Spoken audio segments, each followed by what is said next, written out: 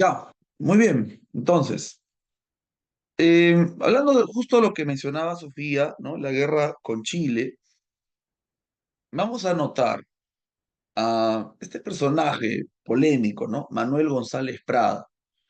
Él vio, él fue testigo de cómo trajeron indios para defender Miraflores, cómo los terratenientes, ya en la guerra con Chile, traen a sus indios para que vayan a luchar, ¿no? Y ellos dicen, pero qué, ¿por qué voy a luchar, no?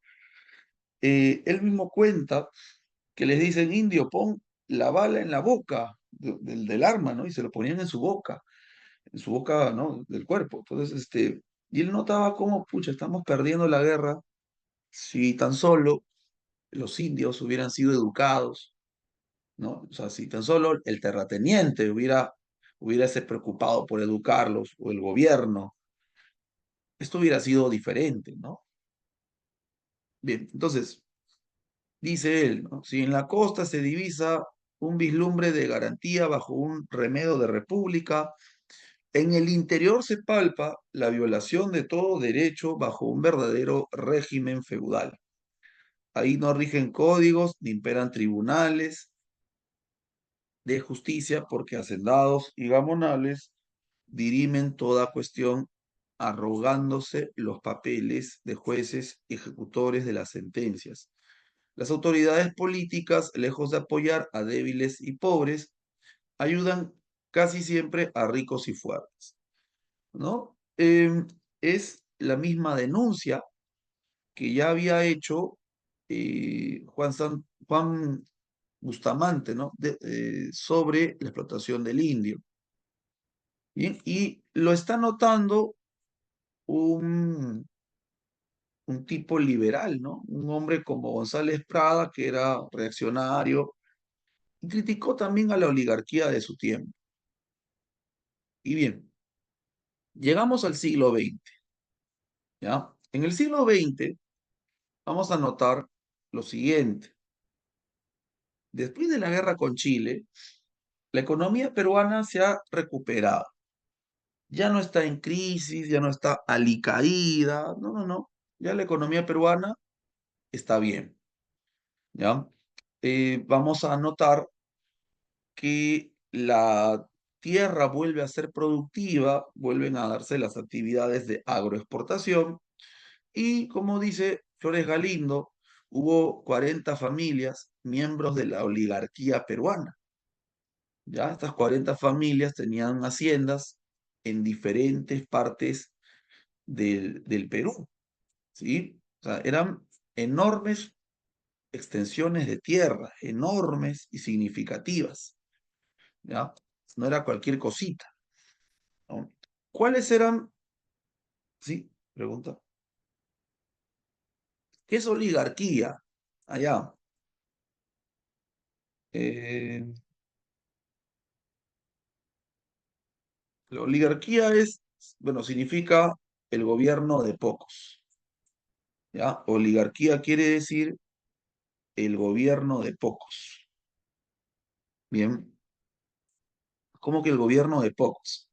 Pocas familias controlaban todo el Perú, ¿ya? Pocas familias en sí controlaban todo el Perú. Eran estas las familias terratenientes, de hacendados, y que tenían su propio partido político. Por aquel tiempo su partido político era el Partido Civilista. Todos los miembros del civilismo eran puros terratenientes. Ninguno, a ninguno le faltaba tierras, ¿ya? Estaban los Pardo, estaban los Romaña, los Leguía, ¿no? Leguía, estaba, ¿quién más? Gildemeister, ¿bien? Ya, esas eran las familias oligárquicas que gobernaron el Perú al inicio del siglo XX. Entonces, eh, son tanto familias de la costa como de la sierra. Son hacendados y son gamonales. Bien, y con ellos la explotación del indio se sigue manteniendo. Hay sistemas, llamados, por ejemplo, yanaconaje. Sí, dime, Sofía. O sea, consulta, como mencionas, la costa y sierra, en ese entonces solamente se estaba centrando ahí, ¿no? Como la selva estaba aparte, era un territorio no aún como que desconocido, o qué estaba pasando en la selva, pregunto.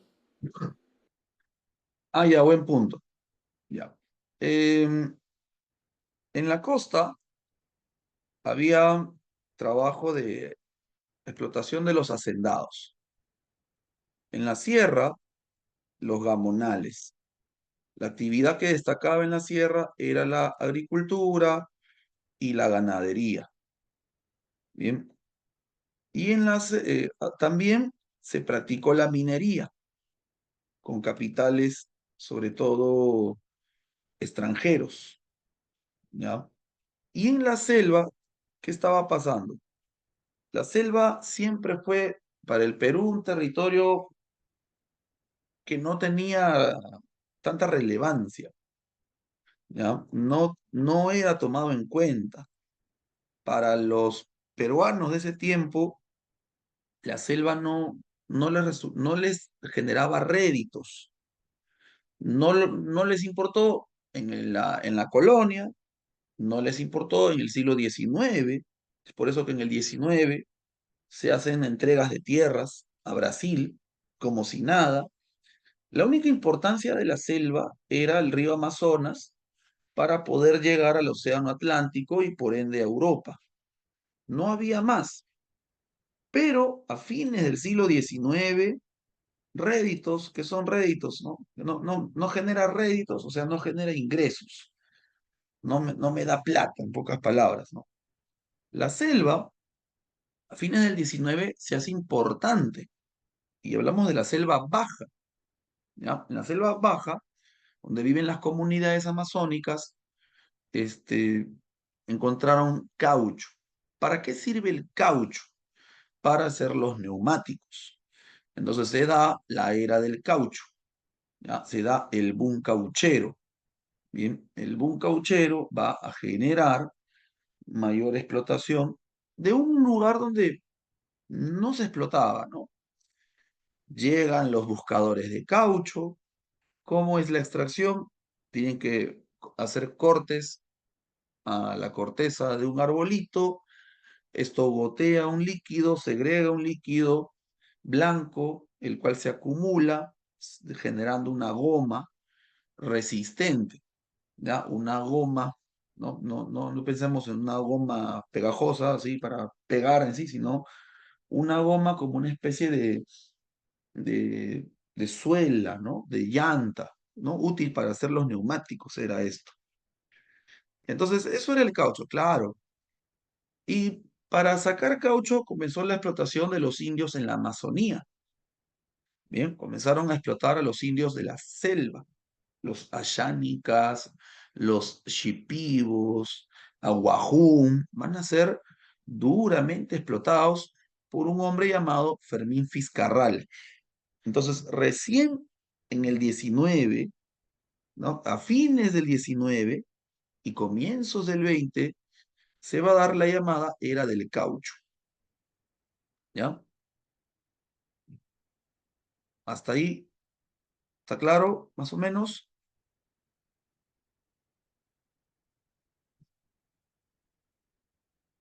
Sí, sí. Ya.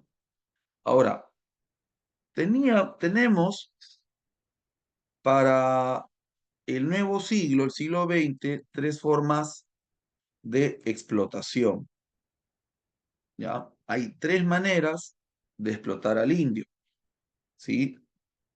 ¿Cuáles eran estas maneras? ¿No? De todas ellas, nos van a interesar las dos primeras. El yanaconaje, ¿ya? ¿Qué es el yanaconaje? Yanacona es una palabra quechua de origen incaico. ¿Ya? En el incanato usamos el término yanacona para el siervo del Inca, el hombre que carga al Inca.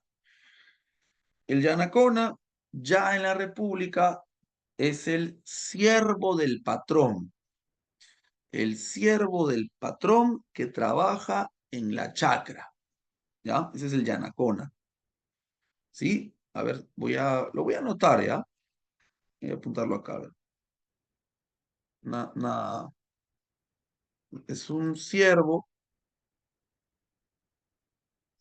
campesino para un patrón, tiene una obligación. ¿Cuál es su obligación? Es trabajar de todo el mes 18 días para el patrón, 18 días en las tierras del patrón.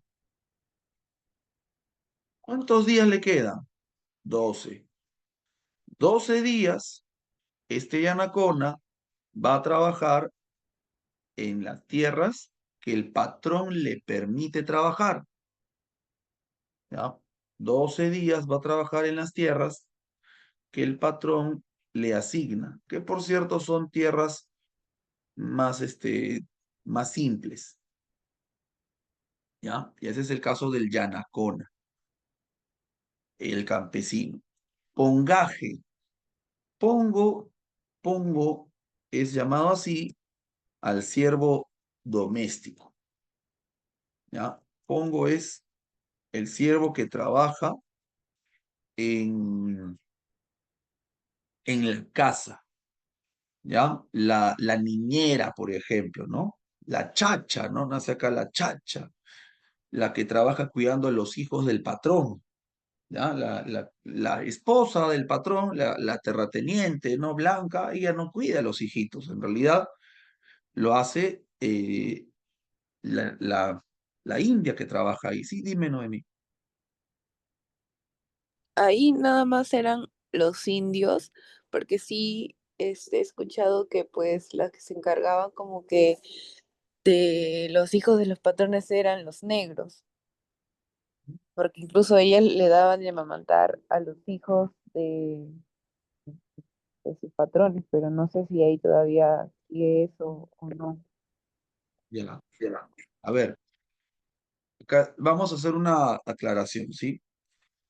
Los esclavos dejaron de ser esclavos, ¿ya? Fueron liberados en 1856 con la ley de manumisión. ¿En qué gobierno fue? Gobierno de Ramón Castilla. Entonces, lo que cuenta Noemí, en efecto, se dio en el Perú durante el virreinato y también se va a llevar a cabo en la República temprana, pero no es en toda la República, sino más bien va a ser a finales bueno, a inicios de la República, es que los esclavos eran todavía eso, no estaban en condición de esclavos. Ya cuando son liberados se les llama libertos. Y buena parte de esclavos no quería seguir trabajando en la hacienda. Había rechazo para trabajar en la chacra, en la hacienda. Entonces, eh, muchos se van a las ciudades, muchos se van a los sitios urbanos, ¿no? A Chincha, Lima, llegan a Barrios Altos, llegan a Piura, pero sí hubo algunos que se mantuvieron, sí, hubo pocos que se mantuvieron en las haciendas. No puedo decir que ninguno, ¿no? Porque cada caso es independiente, no podemos generalizar. Pocos casos. Y en efecto, eran siervos domésticos, eran ya no esclavos, pero eran las domésticas que también cuidaban a ¿cómo se dice? A los niños. Esto se mantuvo principalmente en la costa. En la sierra no había esclavas, nunca. Usted vas a la sierra y no vas a encontrar población morena. No hay población morena. ¿Por qué? Porque no llegaban. Y no llegaban por un tema económico también, ya que en el gobierno de Toledo, del virrey Toledo, mira, de inicios de la República, de la colonia, los esclavos fueron llevados a las minas de la sierra y se morían, ¿no? No rendían. Y se sorprendían los españoles, qué raro, el esclavo rinde más y acá no rinde. Y por eso ya no los llevaban a la sierra, estaban en la costa. Entonces sí, es verdad, había mujeres que ya no son esclavas, no que eran las negras, las domésticas, más que nada en la costa, ¿ya? En la costa se mantiene todavía eso. En la costa el patrón tiene su carroza y quien conducía era un negro, ¿ya? Tiene su guachimán, ¿no? Su guardián, su seguridad, puros negros. Eso se mantuvo en la costa hasta el siglo XX. Uy, eso da para hablar de otro tema, ¿ya? Pero en la sierra eran indios. ¿Sí? ¿Quedó claro ahí? Sí, Perfecto. Sí, Listo, listo, sigamos. Enganche. El enganche era un sistema colonial que volvió en la República Aristocrática.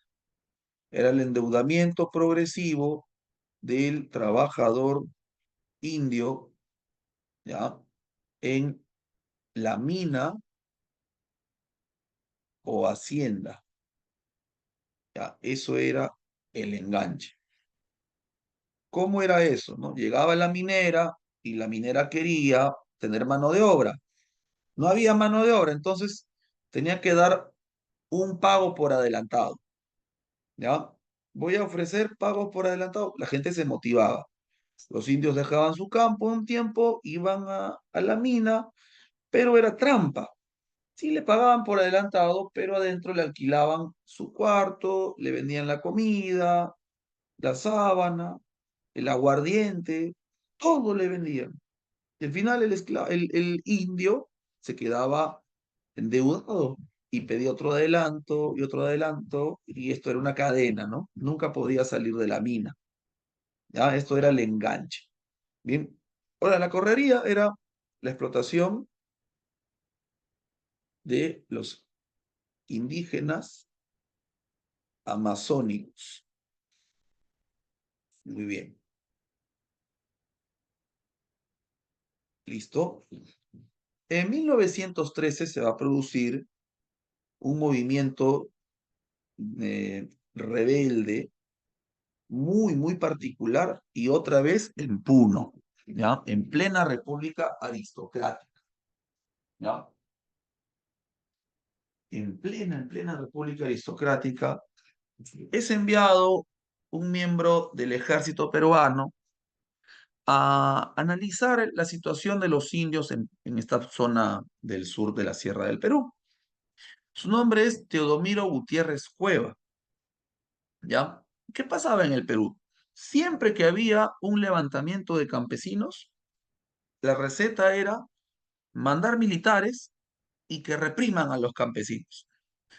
Acá no había gas lacrimógeno, acá no había bala de goma, eran balas de verdad, ¿no? Eran bayonetas con punta de lanza, eran fusiles, ¿no? Una escopeta, imagínate, y si no disparaba, en la punta tiene una lanza. Ah, y usaban eso. Entonces, esa era la receta, eso era lo común. Se rebela el campesino, al gobierno no le importa que se rebeló el campesino.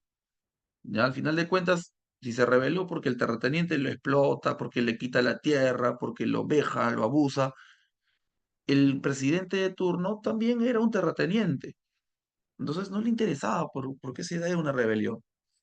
Y mandaron a Teodomiro Gutiérrez a analizar el tema y también a reprimir. Pero él hace algo muy curioso. Conversa con los indios le cuentan lo que está pasando y Teodomiro le da la razón a los indios. Y dice, oye, ustedes están bien, ¿no? Como diciendo, yo estoy del lado equivocado de la historia, ¿no? Ustedes están en lo correcto. Y él usa sus armas y parte de sus soldados para ayudarlos y continuar con su rebelión, lo cual lo hace una rebelión más fuerte. Ya, esa fue la rebelión de Teodomiro Gutiérrez Cueva, ¿ya?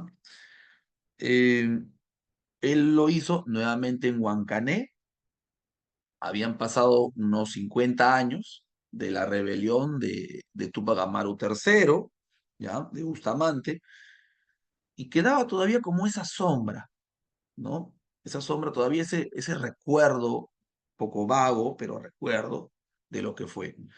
Los indios le llaman a él Rumimaki, ¿ya? Los campesinos le van a llamar Rumimaki, que en quechua significa mano de piedra, ¿ya? Mano de piedra. Bien. Entonces, ya tenemos ahí un preludio. Bueno, a Rumimaki lo derrotan, lo procesaron judicialmente, lo liberaron, ¿ya? Pero su, su caso fue muy polémico, ¿no? Intentó alzar indios de Puno, incluso de Bolivia. Ya fue una cosa mostra lo de Rumimaki. Bien, entonces ya, van pasando los años, ya, esto fue 1913, las condiciones no van a ir mejorando, al contrario, se siguen manteniendo, ya. Llega por ahí un gobierno, llega el gobierno de Bustamante y Rivero en 1945 y aplica la ley del yanaconaje, ¿ya? ¿Qué decía Bustamante? Que al indio le deben de pagar, pero no pasó nada, ¿ya? Al indio le deben de pagar por su trabajo en la chacra, ¿no? No debe ser como lo que contamos acá, ¿no? 12 días, 18 días para el patrón, ¿ya? La ley, los terratenientes, ni caso, ¿ya? No, o sea, el gobierno no tiene una presencia fuerte en las haciendas. Llegamos a los años 50 y 60 y aparece este personaje llamado Hugo Blanco. Bien, ¿qué pasó? Que en 1959 estalló la Revolución Cubana, ¿ya? ¿Qué tiene que ver Cuba? Bueno, tiene que ver mucho. Cuba estaba harta, la sociedad cubana estaba harta de la explotación estadounidense, ¿ya? En Cuba, el dictador le quitaba la tierra a los campesinos, a los pequeños campesinos, ¿no? De campesinos de pequeñas parcelas, chacritas, y se la daba a una empresa estadounidense llamada Sugar Company. Bien, esta expropiación se hacía para beneficiar al capital gringo, ¿no? Capital extranjero. Y por eso estalla la revolución. En 1959, Fidel Castro tomó La Habana. El movimiento había iniciado, ¿sí? Muchos años antes, con 20 personas. Los expulsaron a México, regresaron y tuvieron un apoyo masivo de la población campesina. Una de las promesas de Fidel Castro era hacer la reforma agraria. No sé si ustedes conocen a Fidel Castro o lo han visto tal vez en fotito a Fidel Castro. ¿Sí lo han visto o no? Sí. Sí lo conocen, No, ¿no? ¿No lo no, conocen? yo no sé nada de historia, estoy aprendiendo. Allá, a ver. Acá está Fidel Castro. Voy a compartirles a ver esta pantallita.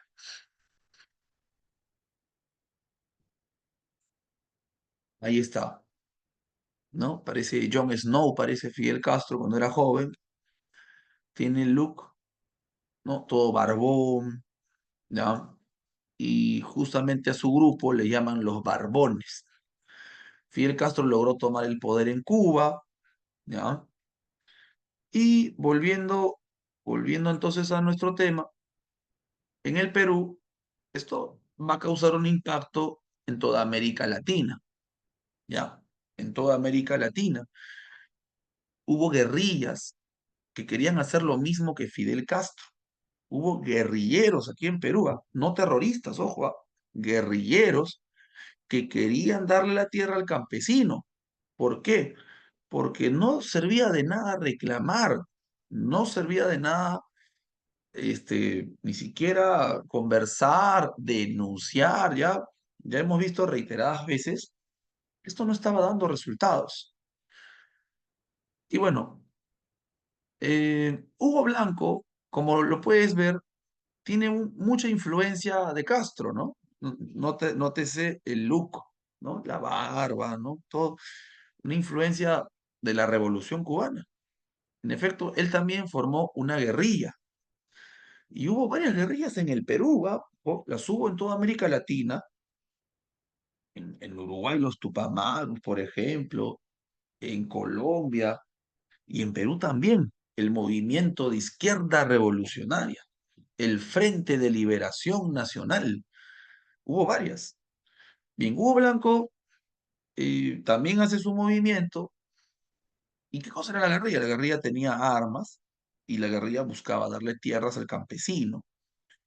Bien, entonces, con con esta influencia, él hace reformas. Exactamente en la Convención en Cusco, ¿ya? Provincia de la Convención en Cusco. Hugo Blanco iba a las haciendas con sus guerrilleros y el apoyo de los campesinos, ¿no? Y los campesinos al verlo se levantaban también y le expropiaban la tierra al patrón y se la daban no a un campesino, sino a un sindicato de campesinos. Bien, la tierra era para un sindicato. ¿Qué es un sindicato? Un grupo de trabajadores del mismo oficio, ¿ya? Trabajadores, un grupo de trabajadores que se unen para hacer reclamos. Entonces, eso fue lo que hizo Hugo Blanco. Y por unos años funcionó esto muy bien.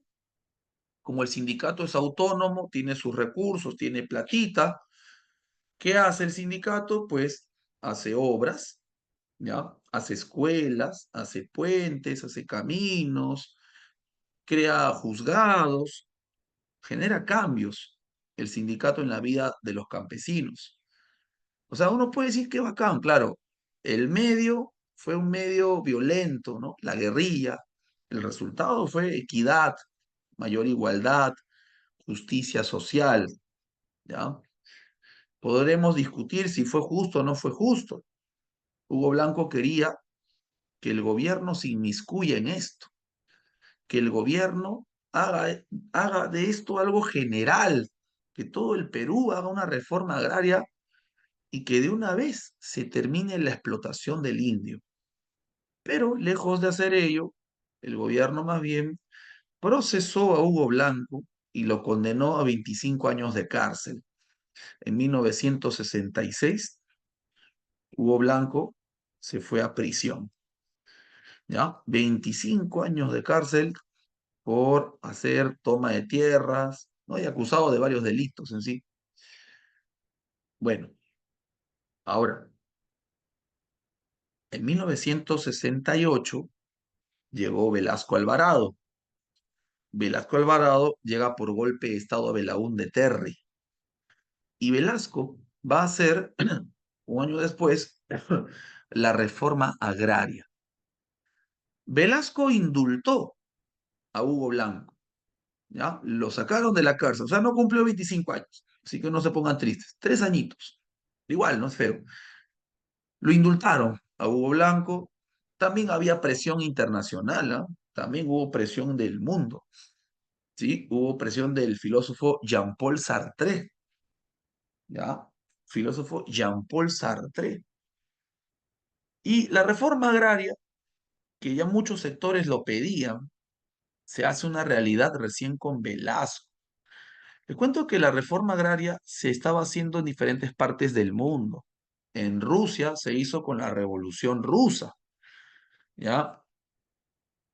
A ver, Jean-Paul Sartre, ¿ya? Jean-Paul Sartre es un filósofo francés, el padre de la filosofía del existencialismo. No sé si ustedes están llevando filosofía en la universidad, ¿ya? Eh, pero él es un monstruo, ¿no? De su tiempo. Era un tipo marxista, socialista, izquierdista. Y la reforma agraria justamente iba a venir de grupos de izquierda, ¿no? Los de derecha no iban a luchar por la tierra y todo eso, ¿no? Eran grupos de izquierdistas. Como Hugo Blanco, que era socialista, era izquierdista, Hugo Blanco, ¿no? Hugo Blanco en la vida iba a ser fujimorista, iba a votar por Porky, ¿no? Ellos eran socialistas, a favor del indio. Ahora, Jean-Paul Sartre también, ¿no? Fue un filósofo que que se pronunció sobre la detención de Hugo Blanco. ¿Ya? Aya de la Torre también se pronunció, ¿no? Así era la comunidad en ese tiempo. Y como les contaba, la reforma agraria fue llevada a cabo en Rusia, en la Revolución Rusa, en 1917. Fue llevada a cabo por los mexicanos en la Revolución Mexicana, ¿ya? De Emiliano Zapata y Pancho Villa. Es en esa revolución que aparece la frase, la tierra para el que la trabaja. Ahí nace dicha frase, ¿no? La tierra para el que la trabaja. Bien, entonces, eh, ¿y en el Perú cuándo, profe? ¿Cuándo? En el Perú, Aya de la Torre quiso pronunciarse, pero su ambición era más política. Aya de la Torre quería llegar al poder para hacer la reforma agraria, nunca llegó al poder. Cuando llegó Belaúnde, Belaúnde dijo, ya, yo voy a hacer la reforma agraria. Y el APRA, que era parte del Congreso, rechazó la reforma, le limó su proyecto y lo obstruyó. ¿Ya? La Revolución Mexicana es de 1911, ¿sí? 1911. Mira, estamos atrasados, ¿eh? 1911, la Revolución Mexicana. 1917, la Revolución Rusa. ¿Ya? China la hizo en 1949, su revolución, ¿no? La Revolución China, ¿sí? Bolivia también hizo su revolución agraria, su reforma agraria en los años 50. Hasta Bolivia había hecho una reforma agraria. En los años 50, ¿no? Vino al Perú, en los años 60, ¿no? 1960, vino al Perú el presidente John F. Kennedy. Mira, la reforma agraria no era comunista. No es que hay que ser comunista para hacer la reforma agraria. Mentira. El mismo presidente Kennedy estaba a favor de la reforma agraria en América Latina. ¿Por qué? Porque Kennedy decía que por culpa de los terratenientes, de la oligarquía, de la explotación, es que se llevó a cabo la revolución cubana. Por culpa de ellos el comunismo está ganando terreno en América Latina. Hágase la revolución. Kennedy vino al Perú y pidió que en el Perú hagan una reforma. La oligarquía ni caso le hizo, ¿no? La oligarquía ni caso. ¿Cómo son, no? Porque de verdad, por un tema de justicia se tenía que hacer. Por la vía democrática fue imposible, ¿ya? Repito, ¿no? Allá de la Torre intentó hacer la reforma, perdón, Belaúnde intentó hacer la reforma, pero no se hizo al final de cuentas. ¿Ya? El proyecto de reforma fue limado por el APRA, ¿ya? Cuando los apristas nos digan, sí, siempre hemos sacado cara por el Perú, ¿cuándo?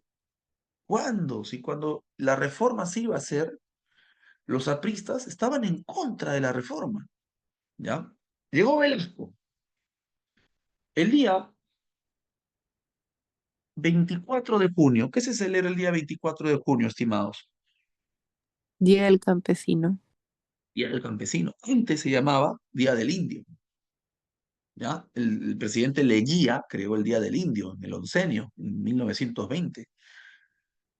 Ese mismo día, pero en 1969, Velasco, apenas a meses de haber llegado al poder, ¿va? Después de indultar a Hugo Blanco, le pide ayuda. Oh, Hugo Blanco, ¿no? Otro también, Héctor Béjar, ¿ya? Otro guerrillero que sigue vivo, ¿ah? Héctor Béjar sigue vivo. Ojo, es alucinante. Hugo Blanco murió en el 2023 viejito. Héctor Béjar todavía sigue vivo, es profesor de la Católica y de la San Marcos. Entonces, Velasco, con el asesoramiento de Béjar, un guerrillero que también había participado en la toma de tierras, hace la reforma agraria. ¿Ya? ¿Cómo hacer la reforma agraria? Era un problema. ¿Cómo lo hacemos? Le quitamos la tierra al patrón. Ya, esa es la parte fácil, ¿no? La parte más difícil era cómo de repartir la tierra en partes iguales, individualmente. Entonces, la asesoría de Béjar y de las ideas de Blanco eran que la tierra no se le dé por individuo, sino que se dé como en el incanato, ¿ya? Que se le dé a un grupo colectivo, a toda una comunidad. Bien, entonces se expropió la tierra, esta parte va a ser muy dura, a todos los terratenientes costeños, ¿ya? Sobre todo a los grandes terratenientes, los grandes hacendados, los gamonales, empezando por la costa y luego la sierra. A la selva nunca llegó la reforma agraria de Velasco. Bien, la tierra para el que la trabaja, decía la frase, como puedes ver en esta estampa, ¿no? La tierra para el que la trabaja. Hay un campesino indígena, indio, que tiene aquí, ¿no? Liberadas las cadenas. Bien, y justamente el 24 de junio, como ves acá, ¿no? 24 de junio como fecha emblemática, fecha por el Día del Indio. Bien, el Día del Indio va a ser cambiado por el Día del Campesino en el gobierno de Velasco, ¿ya? Ya la palabra indio se deja de usar porque estaba relacionada ¿a qué? Al vejamen, a la explotación, y se comienza a usar la palabra campesino, bien, pero también comienza a ser usada la palabra serrano como reemplazo del término indio, ¿ya? Un dato curioso. Bien, Velasco utilizó la imagen de Túpac Amaru II. Velasco usó la imagen de Túpac Amaru II, ¿no? El hombre que liberó al indio en el pasado, ¿no? Ahora Velasco lo está continuando, ¿no? Y una frase decía, ¿no? Lo que empezó Túpac Amaru, Velasco lo está realizando, ¿no? Velasco lo está terminando.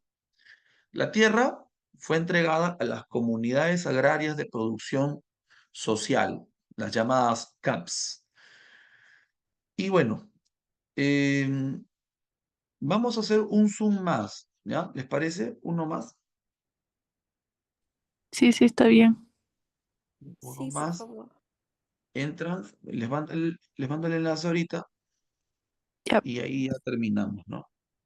ya está bien, ya. Listo, listo.